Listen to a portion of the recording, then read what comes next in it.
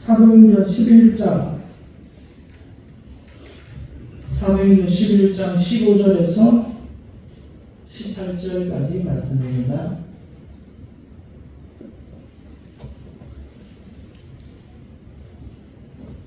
사도행전 11장 15절에서 18절 우리 같이 함께 읽겠습니다. 내가 말을 시작할 때에 성령이 그들에게 임하시기를 처음 우리에게 하신 것과 같이 하는지라. 내가 주의 말씀에 요한은 물로 세례를 베풀었으나 너희는 성령으로 세례를 받으리라 하신 것이 생각나노라. 그런즉 하나님이 우리 주 예수 그리스도를 믿을 때에 주신 것과 같은 선물을 그들에게도 주셨으니 내가 누구에게 하나님을 능히 맡겠느냐 하더라. 그들이 이 말을 듣고 잠잠하여 하나님께 영광을 돌려 이르되 그러면 하나님께서 이방인에게도 생명 없는 회개를 주셨도다 하니라. 아멘. 할렐루야. 옆에 성도님에게 한번 인사하겠습니다. 성령 받고 신앙생활 합시다. 성령 받고 우리가 신앙생활하게 되기를 주의 이름으로 축복합니다. 예전에 그런 광고가 있었어요. 어떤 광고가 있었냐 하면 아침에 이것을 먹은 날과 먹지 않은 날의 차이를 경험해 보십시오. 무슨 광고인지 아시겠습니까? 아로나민 골드. 제가 아로나민 골드 광고하는 건 아닌데 예전에 그런 게 있었어요. 근데 제가 말씀을 준비하면서 기도를 하는데 이 생각이 나요. 성령을 체험하고 성령의 충만함을 받고 신앙생활하는 것과 성령을 경험하지 못하고 성령 충만 받지 못하고 신앙생활하는 것에는 확연한 차이가 있다. 믿으십니까? 그래서 기왕이면 반드시 성령 충만 받고 신앙생활해야 된다. 여러분, 예수님의 마지막 유언이 무엇인지 아십니까? 요한복음 20장에 숨을 내쉬며 가라사대 십자가에 못 박히시기 전에 잡혀가시기 전에 사도들에게 성령의 보혜사에 대해서 가르치시고 십자가에 못 박히시고 이제 부활하시고 성천하시기 전에 하신 말씀이에요. 무슨 말씀이냐? 성령을 받아라. 이렇게. 여러분, 사람도 그 사람의 유언은 자녀들이 철저하게 지키잖아요. 하나님의 우리가 믿는 예수 그리스도 우리가 주라고 믿는 그 주님께서 부활 성천하시기 직전에 마지막으로 제자들에게 하신 말씀이 성령을 받아라. 성령을 받아라. 그리고 사도행전 처음 시작이 뭔지 아십니까? 사도행전 처음 시작이 1장 4절 5절 보면 사도와 함께 모이사 그들에게 분과하여 이르시되 예루살렘을 떠나지 말고 내게서 들은 바 아버지께서 약속하신 것을 기다리라. 요한은 물로 세례를 베풀었으나 너희는 몇 날이 못되어 성령으로 세례를 받으리라 하셨느니라. 성령으로 세례를 받아요. 이게 초대교회의 시작이에요. 오늘 16절에 사도 베드로가 뭐라고 말합니까?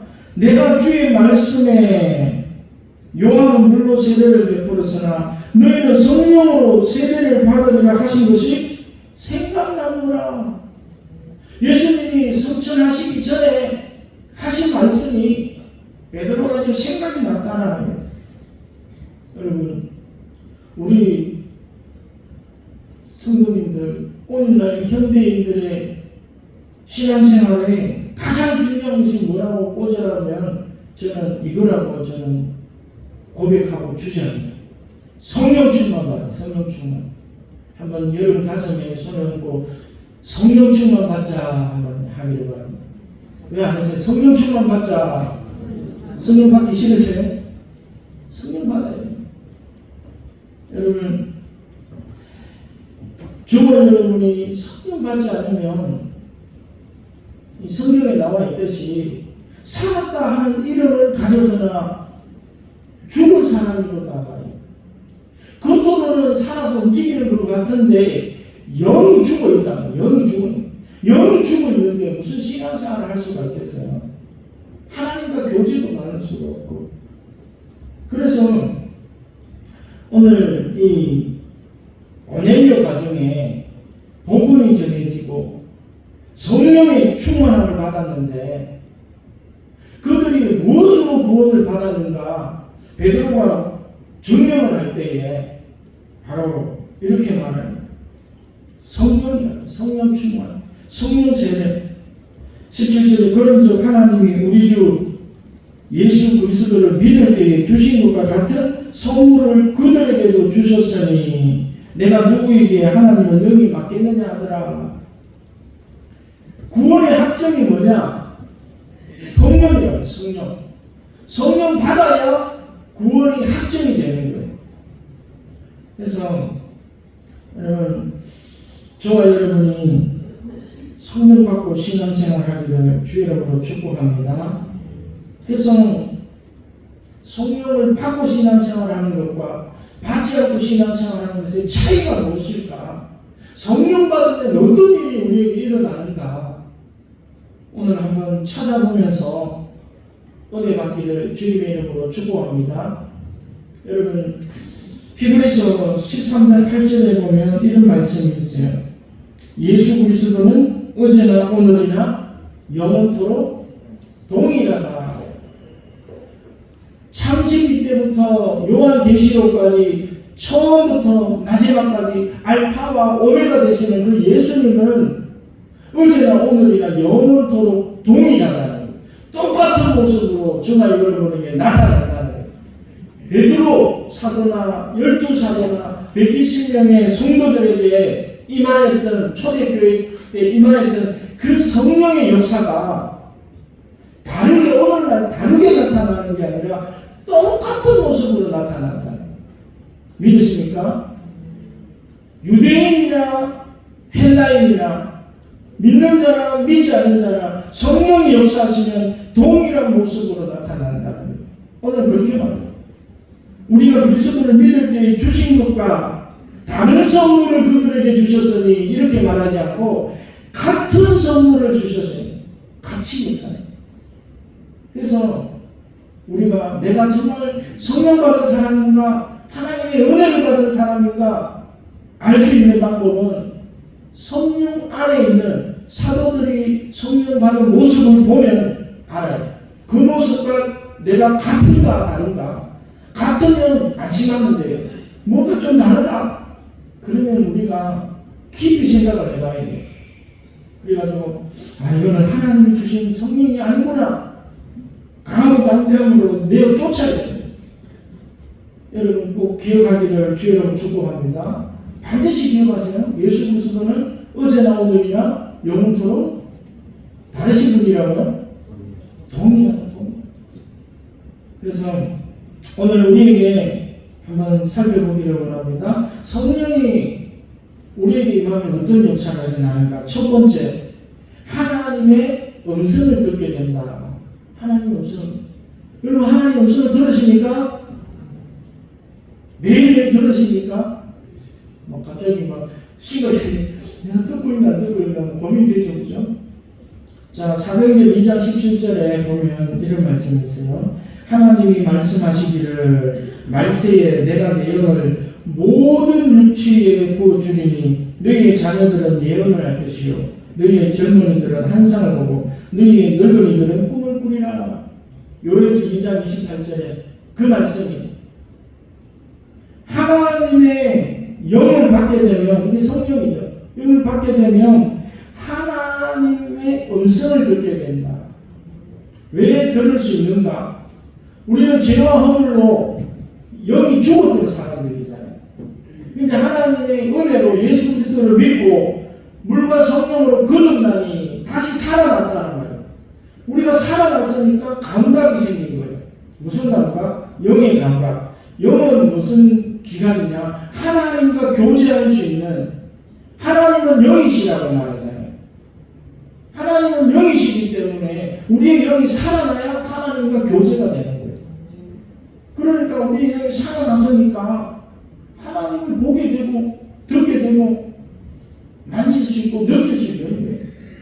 이게 사도행전에 나와 있던 모든 사람들의 특징이에요.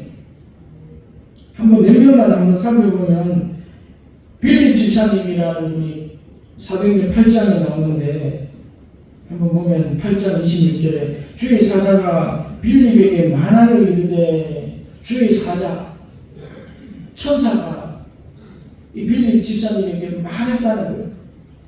일어나서 남쪽으로 향하여 예루살렘에서 가사로 내려가는 길까지 가라 하니 그 길은 광야라. 뭐라고 말합니까? 일어나서 남쪽으로 가라 말씀하신 하나님. 29절에도 보면 성령이 빌립도로 이르시되 이 수레로 가까이 나아가라 하시면은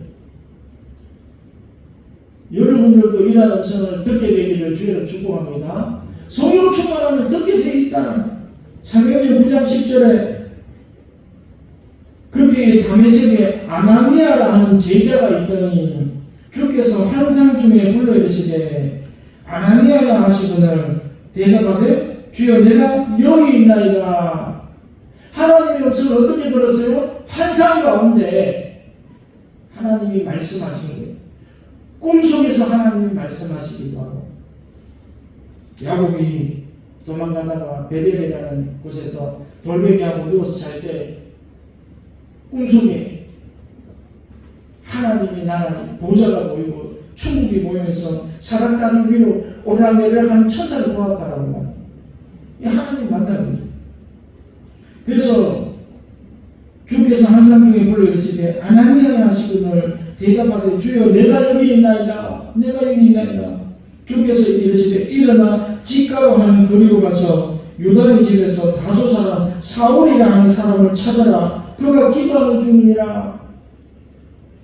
사울이 예수 믿는 사람들을 잡아다가 죽이려고 막 달려가는데 다메섹 도상에서 주의 성령이 강력한 빛을 보고 꼬꾸라졌어요.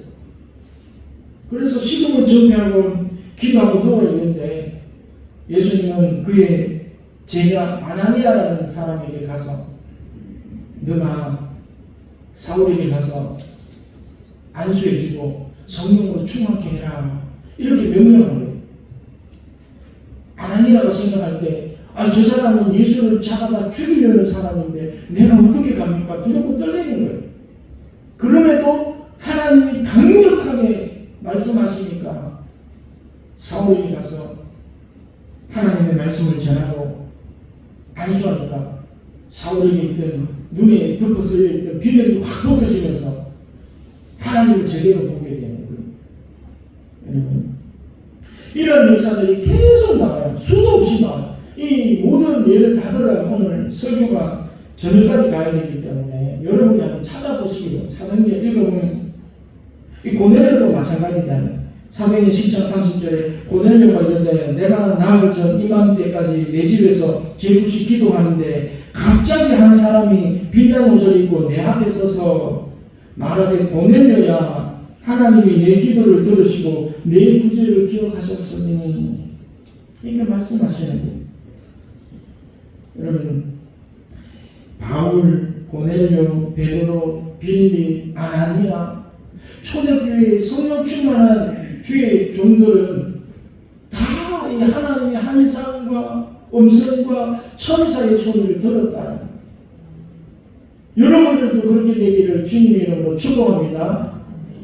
왜 그러냐? 어제나 오늘이나 영원토록 동일하다는 말입니다. 그때 그런 역사가 있었으면 오늘날에도 이런 역사가 있을 수 있다는 거예요. 없다라고 말하는 신학자, 없다라고 말하는 주의 종들은 거짓말 듣지 마세요. 오늘날에도 일어나요. 살아있는 교회가 어떤 교회인가? 성령의 역사가 나타나는 교회가 살아있는 교회예요. 믿으십니까? 그래서 요한복음 10장 27절에 내 양은 내 음성을 들으며 나는 그들을 알며 그들은 나를 따르느니라. 주님의 양, 주님의 택한 백성은 주님의 음성을 듣게 되어 있다라는 거예요. 그리고 이사야서 30장 21절에 너희가 오른쪽으로 치우치든지 왼쪽으로 치우치든지 내 뒤에서 말소리가 내 귀에 들려 이러기를 이것이 바른 길이니 너희는 이리로 가라 할 것이며. 여러분, 저와 여러분의 등 뒤에서 도와주시는 하나님, 나의 등 뒤에서 너를 도우시는 하나님, 그 하나님이 그 길로 가면 잘못된 길이다, 글로 가지 마라, 이쪽 길로 가야 된다 지시하신다는 거예요. 분명히 말씀하시는 거예요. 사도행전 22장 13절에 보면 내게 와 곁에 서서 말하되 형제 사울아 다시 보라 하거늘 즉시 그를 쳐다보았느니라. 그가 또 이르되 우리 조상들의 하나님이 너를 택하여 너로 하여금 자기 뜻을 알게 하시며 그 여인을 보게 하시고 그 입에서 나오는 음성을 듣게 하셨으니, 예수 그리스도의 음성을 듣게 하셨다는 한 사람 가운데 여러분 왜 못 들을까요? 첫 번째는 누가 성령을 거듭나지 않았기 때문에 못 듣는 거예요.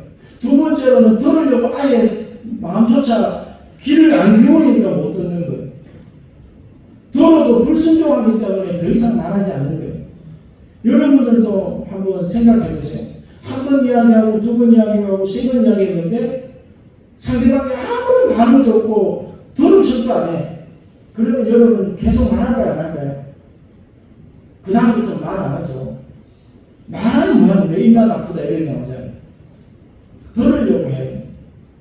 사무엘 선지자가 어릴 적에 한 8살, 6살 될 적에 엘리 제사장 밑에 가서 수행을 했잖아요.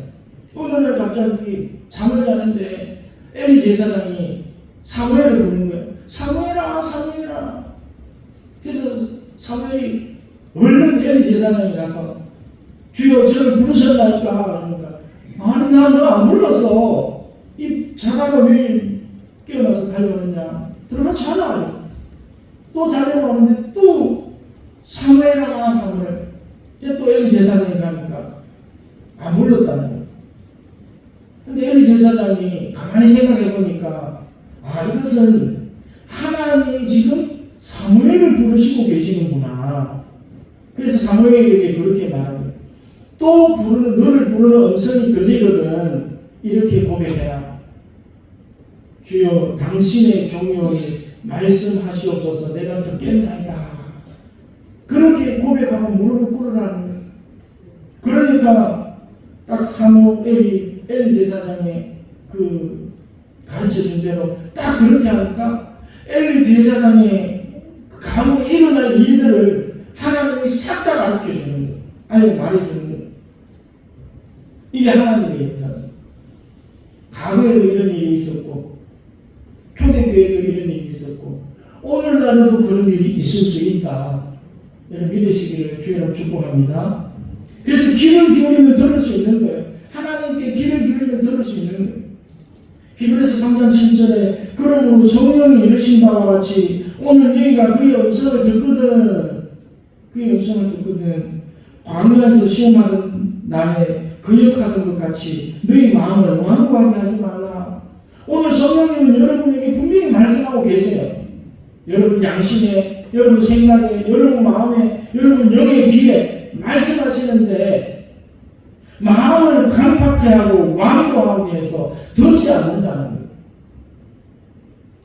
15절에도 성경에 읽었을 때 오늘 너희가 그의 음성을 듣거든 경노하시게 하는 것 같이 너희 마음을 완고하게 하지 말라. 저와 여러분이 하나님 앞에 완고하지 않기를 주의 이름으로 축복합니다. 이 불순종과 완고함, 이것이 하나님의 음성을 못 듣게 하는 거예요. 들려줘도 안 들으니까, 들려줘도 순종 안 하는데 어떻게 들려주겠어요?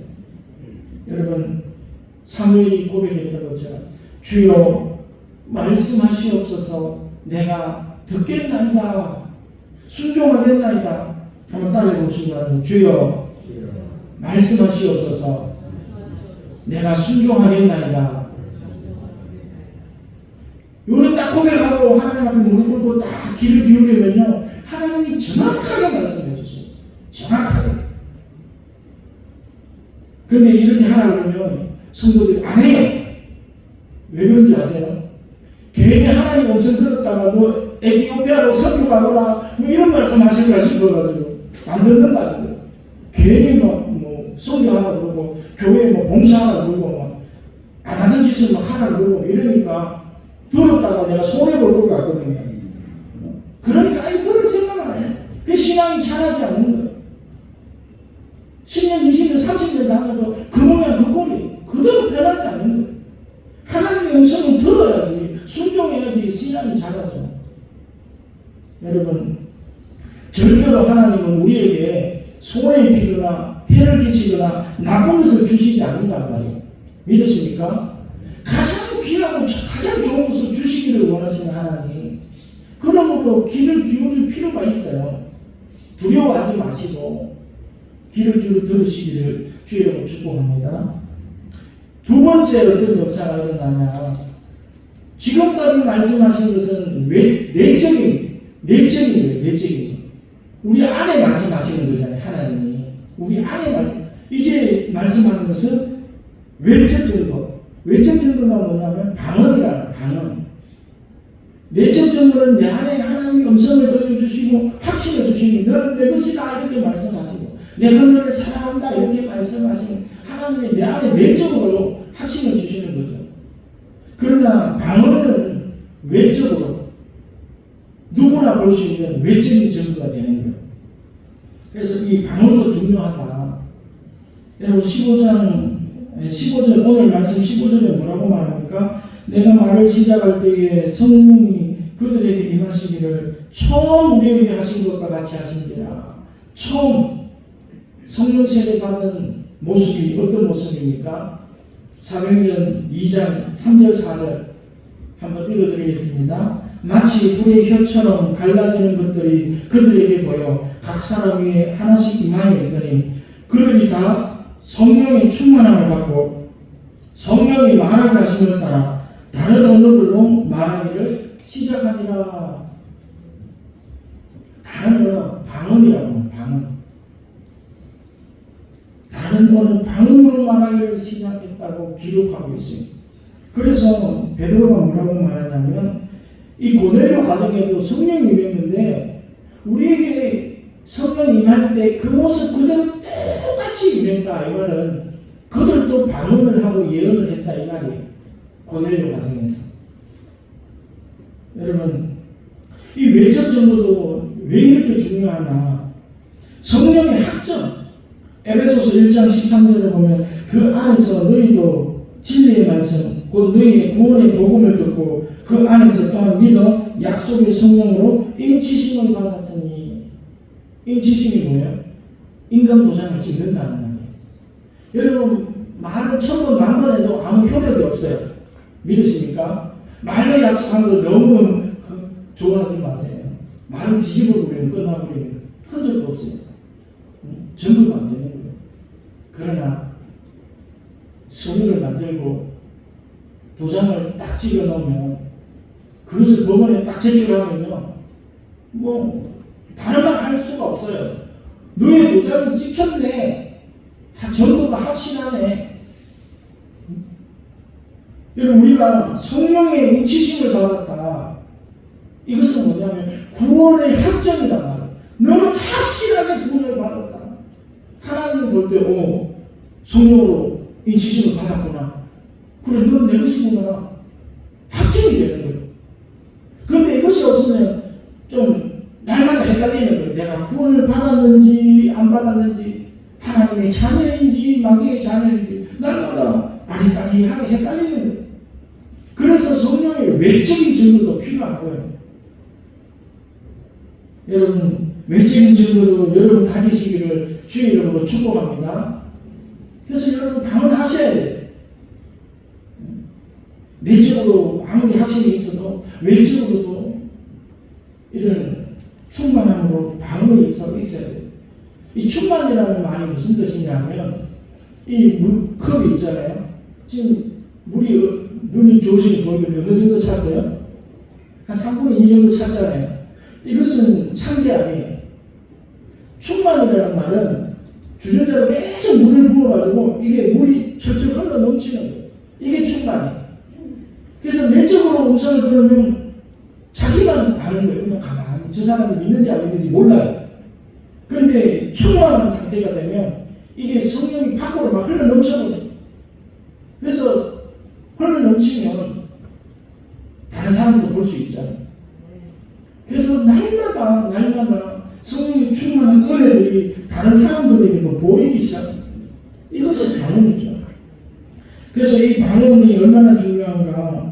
모든 성령 세례의 현장에 이 방언의 은사가 나타났다는 것을 누가는 사도행전에 기록한 누가는 기록하고 있습니다. 한번 짧게 한번 살펴보겠습니다. 이 사마리아의 성령 세례 장면을 보면 사도행전 8장 15절에서 17절 그들이 내려가서 그들을 위하여 성령 받기를 기도하니 이는 아직 한 사람에게도 성령 내리신 일이 없고 오직 주 예수의 이름으로 세례만 받았을 뿐이더라. 이에 두 사도가 그들에게 안수하며 성령을 받는지라. 시몬이 사도들의 안수로 성령 받는 것을 보고 돈을 들여 이르되 이 권능을 내게도 주어 누구든지 내가 안수하는 사람은 성령을 받게 하여 주소서. 성령 받았는데 옆에서 지켜보던 이 시몬이라는 마술사가 깜짝 놀라가지고 이 권능을 나한테 팔아라 뭐 이렇게 막 하는 거예요. 막 하늘에서 불이 떨어지고 사람들이 갑자기 막 다른 말들을 막 하고 하나님을 찬양하니까 그 광경을 보고 놀라는 거예요. 여러분 또 세 번째로 고넬료 가정의 성령 세례 장면을 보면 10장 46절에 이런 말씀이 있어요. 이는 방언을 말하며 하나님 높임을 들음이더라. 베드로와 함께 온 할례 받은 신자들이 이방인들에게도 성령 부어주심을 말미암아 놀라니 이는 방언을 말하며 하나님 높임을 들음이더라. 성령 부어주심의 은혜가 뭐냐면 방언을 말한다. 방언. 여러분 이 고넬료 가정은 이방인이죠. 유대인이 아니라 말이에요. 예루살렘 사람은 이스라엘 사람이 아니에요. 이방인에게도 하나님이 성령을 입으니까 그들이 방언도 하고 예언도 했다. 베드로가 받은 것과 똑같은 현상이 나타나는 거예요. 그리고 고린도 교회 사도행전 19장에 보면 바울이 이르되 요한이 회개의 세례를 베풀며 백성에게 말하되 내게 오시는 이를 믿으라 했으니 이는 곧 예수라 하거늘 그들이 듣고 주 예수의 이름으로 세례를 받으니 바울이 그들에게 안수하며 성령이 그들에게 임하심으로 방언도 하고 예언도 하니 모든 성령 세례의 현장의 기록을 보면 방언도 하고 예언도 했다. 방언. 중요한 거예요. 여러분 미국에서 오순절날 1901년 1월 1일에 미국의 베델 성서신학교에서 일어났던 이 성령 충만한 사건을 보면 그 당시 학장이었던 찰스 파함 목사님이 학생들에게 레포트를 쓰라고 했어요. 과제물을 줬는데 사도행전을 근거로 해서 성령 세례의 외적 증거가 무엇인가 신학생들에게 연구해가지고 한 달 뒤에 발표하라고 했어요. 그런데 학생들이 열심히 연구를 해가지고 결론이 뭐냐면 이구동성으로 한 말이 방언입니다. 성령 세례에 공통적으로 나온 것은 유일하게 공통적으로 나온 것은 방언이었습니다. 그러면 우리도 성령 받을 수 있는지 한번 기도해보자. 그래서 그들이 신학생들하고 교수들이 날마다 모여서 성령 충만을 위해서 기도를 했는데 마침내 오스만이라는 여학생이 제일 먼저 성령 충만을 받고 방언을 말하지. 그래서 그들이 예언하고 나머지 학생들도 다 도전을 받고 뜨겁게 기도해가지고 성령 충만을 받아요. 그 후에 5년 후에 1906년 4월 달에 캘리포니아 로스앤젤레스 아주사거리에서 흑인 목사 시무어 목사님이 설교하던 가운데 갑자기 성령이 임해가지고 모든 사람들이 방언을 말하고 그때 신문에 보면 아주사 집회는 지진과 같았다. 그 온 도시가 막 성령을 받아가지고 생업을 하지 못할 정도로 그렇게 성령의 역사가 일어났다는 여러분, 예수님은 어제나 오늘이나 영원토록 동일하다. 그 말씀 우리가 기억하기를 주의 이름으로 축복합니다. 세 번째로 어떤 역사가 일어나는가? 첫 번째는 내 안에 내적인 음성을, 주의 음성을 들을 수 있고 환상을 보고 꿈을 꾸게 하시고, 두 번째는 방언을 말하게 하시고, 세 번째는 오늘 말씀을 읽어보면 예언을 한다. 이렇게 예언. 사도행전 2장 11절에 그레세인과 아라비아인들과 우리가 다 우리의 각 언어로 하나님의 큰 일을 말함을 듣는다 하고, 사도행전 10장 46절 이는 방언을 말하며 하나님 높임을 들음이라. 사도행전 19장 6절 바울이 그들에게 안수하며 성령이 그들에게 임하심으로 방언도 하고 예언도 하니. 이 예언이 뭘까요? 예언이라는 것은 하나님이 장차 이 세상에 하실 일들을 미리 보고 듣고 말씀하는 것을 예언이라고 합니다. 미리 장래에 일어날 일을 미리 보고 말하는 것을 예언이라고 합니다. 굉장히 중요하죠. 여러분, 얼마나 이 은사가 사모되어집니까? 그럼 우리는 내일을 알지 못하잖아요. 그런데 기도하고 성령 충만하면 하나님이 앞으로 나에게 일어날 일들을 다 보여주시고 말씀해 주신다는 거예요. 믿으십니까? 알고 걸어가는 인생과 모르고 걸어가는 인생은 다르죠. 초대교회 교부였던 폴리카이라는 목사님은 성령이 오셔서 너는 앞으로 순교할 것이다 말씀해 주셨다는 거예요. 그래서 그 폴리카 목사님은 순교 현장에서도 성령이 충만해서 하나님께 찬양 올려드리고 순교하는 현장에서 전혀 두려워하지 않았다는 거예요. 왜? 이미 성령님이 다 알려주셨어요. 알고 있으니까. 여러분, 사도 바울도 보면 너는 이방인들에게 복음을 전하라고 내가 택한 그릇이다라고 말해주잖아요. 그리고 로마에 가는데 로마로 가는 길이 얼마나 힘들었어요. 배로 가는데 막 풍랑을 만나가지고 다 죽을 지경에 이른 거예요. 근데 밤에 한 사람 중에 바울에게 예수님이 나타나셨어. 반드시 너는 로마에 가야 하리라. 그 말씀을 들려주시고. 그러니까 바울이 걱정을 안 해요. 나는 안 죽는다. 왜? 사명이 있으니까. 로마에 가서 복음을 전해야 하는 사명이 있으니까. 하나님이 그렇게 하신다고 말씀하셨으니까 그 일을 반드시 이루어준다. 난 이 바다에서 죽지 않는다. 확신을 가지고 그래요. 이게 하나님의 역사죠. 이게 예언이라고. 예언. 미리 듣고 보고 깨달은 것을 선포하는 것이 예언이에요. 이 성령 충만하니까 다 예언을 하고 있어요. 예언. 사무엘상 10장 6절에 보면 이런 말씀이 있더라고요. 너에게는 여호와의 영이 크게 임하시리니 너도 그들과 함께 예언을 하여 변하여 새 사람이 되리라.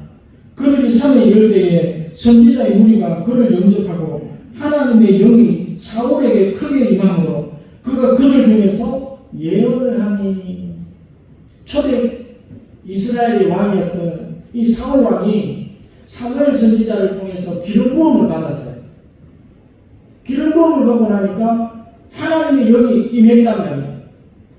그때 이 현상이 뭐라고 말합니까? 사울 왕이 예언을 했다. 예언을. 그래서 그도 예언자 중에 한 명이냐 이렇게 말해요. 저와 여러분이 오늘 초기에 말씀드렸지만 성령을 받고 신앙생활하는 것과 받지 않고 신앙생활하는 것은 너무나 큰 차이가 난다.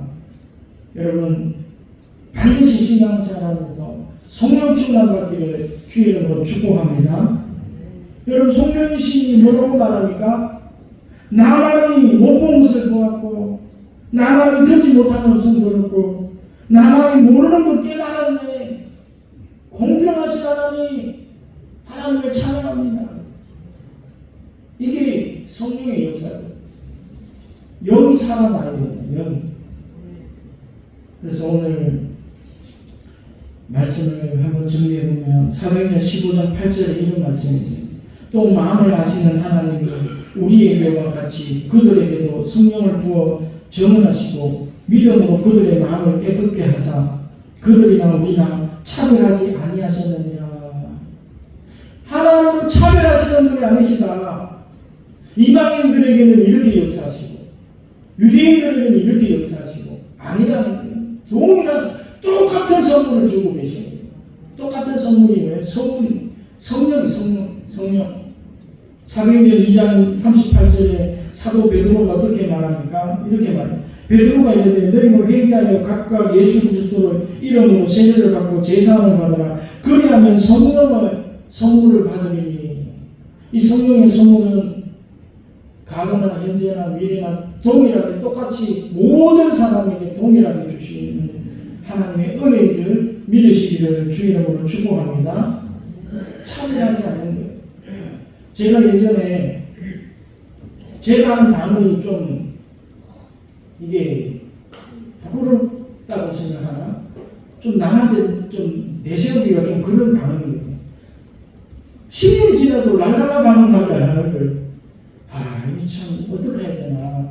다른 사람들은 뭐 중국 방언도 하고 뭐 찬양 방언도 하고 한다는데, 그래서 하나님 앞에 날마다 하나님 저도 좀 유창한 방언 좀 주시고 좀 좋은 방언 좀 주시고 막 그렇게 기도를 했어요.